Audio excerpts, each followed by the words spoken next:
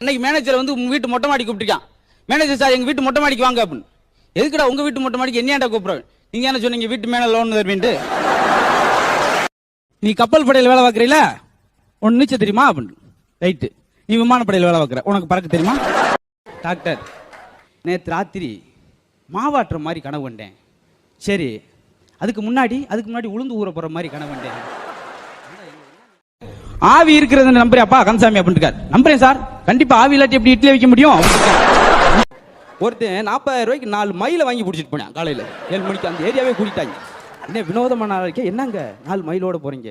Doctor சொன்னார், உடம்பு குறையிறதுக்கு தினம் 4 மைல் நடக்கணும் அப்படின்னாரு. அது இந்த 4 மைல் ஒரு பசையும் ஒரு அரை பசையும் கூட்டினா எத்தனை அப்படின்னு. நான் 1.5 பஸ் அப்படின்ட்டேன்.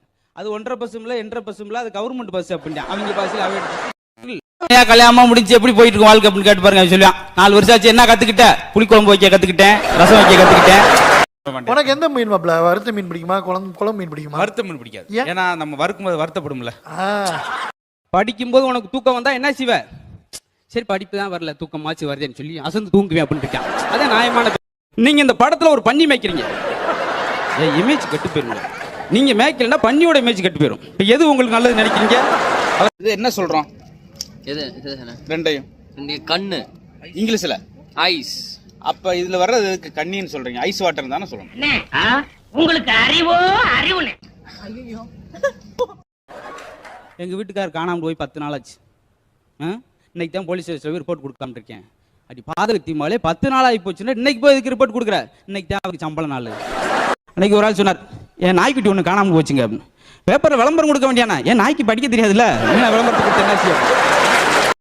எங்க என்ன அந்த நானி 2000 வருஷமா வாழ்றோம்னு சொல்றாரு, அது உண்மையா அப்படின்னு அவர் சீடத்தை கேட்டாங்க. அது என்னமே எனக்கு தெரியாங்க, நான் அவர்கிட்ட 1500 வருஷமா தான் இருக்கேன் அப்படின்னு இருக்கான். ரெடி சாப்பாடுல சால்ட் அதிகமா இருக்கு, கொஞ்சம் அசால்ட்டா இருந்துட்டேன். ரெடி தோசையில் வெறும் கல்லா இருக்கு, அதான் கல் தோசை.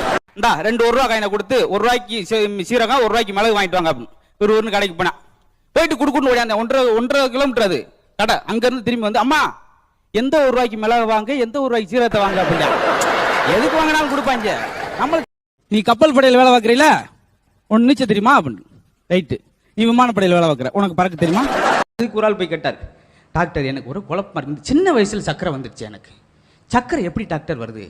அது கரும்புல இருந்தே வருது. அந்த ஆள் படிச்சவன் நுணுக்கமா கேட்டுக்கிட்டு இருக்கான். அவர் படிக்கும்போது உனக்கு தூக்கம் வந்தா என்ன செய்வ?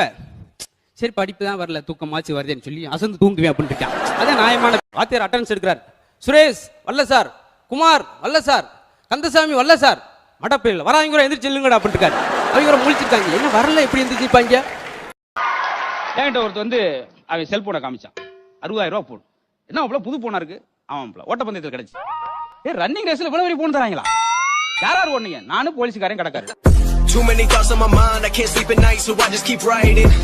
வாத்தியார் ஒன்னா கேட்டார், தினமும் 9 மணி பள்ளிக்கூடத்துக்கு 7 மணிக்கு ஏண்டா வர்ற? வீட்டுல அப்பா அம்மா தொந்தரவு தாங்க முடியல சார். சரி எதுக்கு 4 மணிக்கு பள்ளி உங்ககிட்ட விட்டுன்னு இங்க இருந்து ஓடுறீங்க? இங்க இருந்துட்டு போனியா? இங்க உங்க தொந்தரவு தாங்கல சார். டாக்டர் எனக்கு ஒரு கண்ணு தெரிய மாட்டேங்குது. அவர் சொன்னார், உனக்கு உண்மையிலேயே 2 கண்ணு தெரிய மாட்டேங்குது. ஏங்க நான் வந்து வாட்ச்மேன்.